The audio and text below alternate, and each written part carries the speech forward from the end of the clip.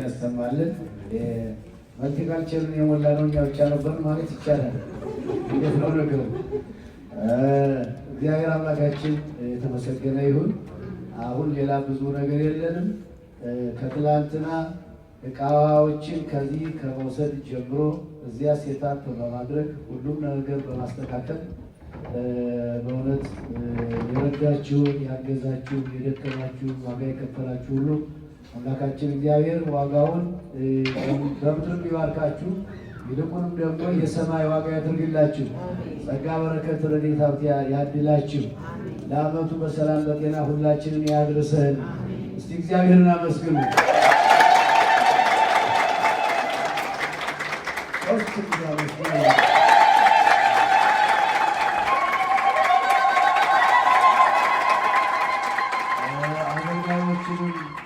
አባቶቻችን እግዚአብሔር ይጠብቅልን፣ እግዚአብሔር ይጠብቅልን። በእውነቱ ቄሰ ገበዛችንም እቃዎቹን አንድ በአንድ ቆጥሮ በመውሰድ ሌሊት ደግሞ ቅድመ ሁኔታውን የቅዳሴውን እዚህ መጥቶ በማስተካከል በማዘጋጀት ሁሉ ነገር የተሟላ እንዲሆን እንደ ደብራችን ምንም ነገር በዚህ ደብር ጎደለ እንዳይባል ሁሉን ነገር ከልጆቻቸው ጋር እየተመካከሉ ጥንቅቅ አድርገን ይህንን በዓል እንድንወጣው ስላደረጉልን ለቄሰ ገበዛችን